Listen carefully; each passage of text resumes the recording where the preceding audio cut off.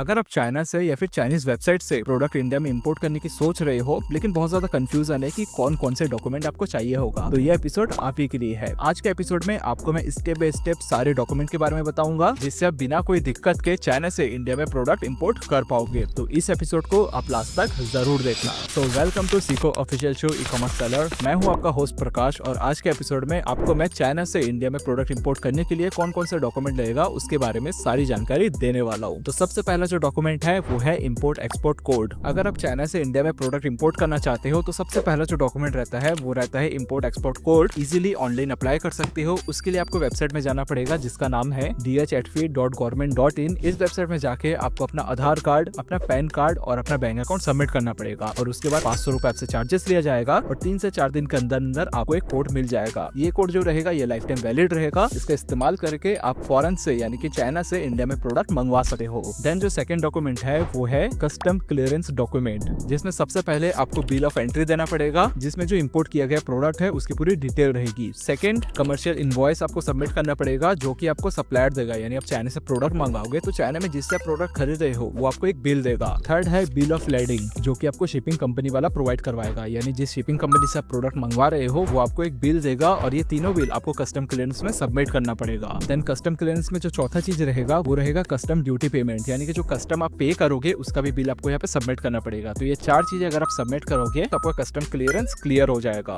Then जो third document है वो है FSSAI लाइसेंस। अब ये लाइसेंस तब मैंडेटरी होता है जब आप फूड से रिलेटेड कोई आइटम चाइना से इंडिया में इंपोर्ट करते हो, अदरवाइज ये डॉक्यूमेंट की नीड नहीं है। देन है फोर्थ डॉक्यूमेंट जो की है BIS सर्टिफिकेशन। BIS का फुल फॉर्म होता है bureau of Indian standard certification. ये जो सर्टिफिकेशन होता है ये तब मैंडेटरी होता है जब आप कोई इलेक्ट्रॉनिक प्रोडक्ट चाइना से मंगाते हो या फिर कोई टॉय मंगाते हो या फिर कोई इंडस्ट्री प्रोडक्ट मंगाते हो, अदरवाइज इस लाइसेंस की भी जरूरत नहीं है। लाइसेंस इन द सेंस इस सर्टिफिकेट की रिक्वायरमेंट नहीं होती है। देन है फिफ्थ डॉक्यूमेंट जो कि सबसे ज्यादा जरूरी है वो है GST रजिस्ट्रेशन। अब देखो चाइना से जितने भी प्रोडक्ट इंडिया में मंगाओगे आपको उसका GST पे करना पड़ेगा और इसीलिए आपकी कंपनी GST रजिस्टर्ड होनी चाहिए। तो ये सारे डॉक्यूमेंट अगर है तो आप चाइना से इंडिया में बहुत ही आसानी से प्रोडक्ट मंगा सकते हो। मैं आशा करता हूँ ये एपिसोड आपको पसंद आया होगा। अगर ये आपके किसी दोस्तों के लिए हेल्पफुल है तो उनके साथ जरूर शेयर करें। मिलेंगे ऐसे एक नए एपिसोड में नए ई कॉमर्स टिप्स के साथ।